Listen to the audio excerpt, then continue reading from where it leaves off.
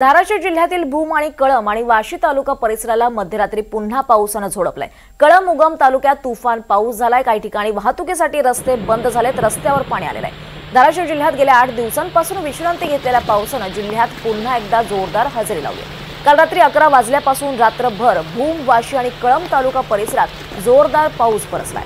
हा पाऊस कळंब तालुका परिसर आणि भूम तालुका परिसरात जोरदार पद्धतीने भरला असून भूम तालुक्यात काही गावात रस्त्यावर पाणी आलंय। त्यामुळे हे रस्ते बंद आहेत, तर कळंब तालुक्यातल्या गावाची अशीच परिस्थिती निर्माण झाली तर आणखी बिकट परिस्थिती निर्माण होईल। धाराशिवच्या भूम, कळंब आणि काही भागात तुफान असा पाऊस झालाय। गेले 8 दिवस पावसाने खरं तर विश्रांती घेतली होती आणि त्यानंतर पुन्हा एकदा मुसळधार पावसाने हजेरी लावली आहे। अधिक माहिती घेऊयात आमचे प्रतिनिधी ओमकार कुलकर्णी यांच्याकडून। ओमकार, काय परिस्थिती आहे सध्या तिथे? दीपाली, जर पाहिलं तर मागील 8 दिवसांमध्ये पावसानं विश्रांती घेतलेली पाहायला मिळालेली होती। त्यानंतर पावसानं पुन्हा एकदा जोरदार असं पुनरागमन केलंय असं म्हणता येईल।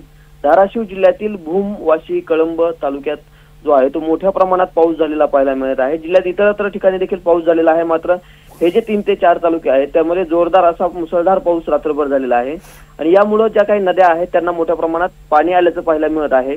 धाराशिव जिल्ह्यातील कळंब तालुक्यातील वाहणारी तेरणा असेल, त्याचबरोबर मांजरा नद्या ज्या दुथडीवरून वाहताना पाहायला मिळतात। तेरणा नदी जर पाहिलं तर अनेक ठिकाणी पुलांवरून वाहतानाचं दृश्य जे आहे ते कुठे समोर येताना पाहायला मिळत आहेत। अनेक नदी नाले असतील, ओढ्यांना पाणी आलेलं आहे। त्यामुळे जर बघितलं तर रस्त्यांवरची वाहतूक देखील अनेक ठिकाणची खोळंबलेली आहे। कळंब तालुक्यातील मोहा खामसवाडी हा रस्ता जो आहे तो वाहतुकीसाठी बंद आहे, तर वाशी तालुक्यातील पारा नावाचं एक गाव आहे आणि तिथून वाहणाऱ्या नदी जी आहे ती रस्त्यावरून वाहते, त्यामुळे तिथली वाहतूक देखील खोळंबलेली आहे। अशाच अनेक ठिकाणचे वाहतुकी जे खोळंबलेल्या आहेत ते पाहायला मिळत आहे। त्याचबरोबर जर बघितलं तर संचितपूर गावचा संपर्क जो आहे तो या संपूर्ण पावसामुळे नदीला जे काही पाणी आलेलं आहे त्यामुळे तुटलेला कुठतरी पाहायला मिळत आहे। एकंदरीत जर बघितलं तर मोठ्या प्रमाणात हा संपूर्ण पाणी कुठतरी आता पाणीच पाणी या संपूर्ण धाराशिव जिल्ह्यातील तालुक्यांमध्ये पाहायला मिळत आहे।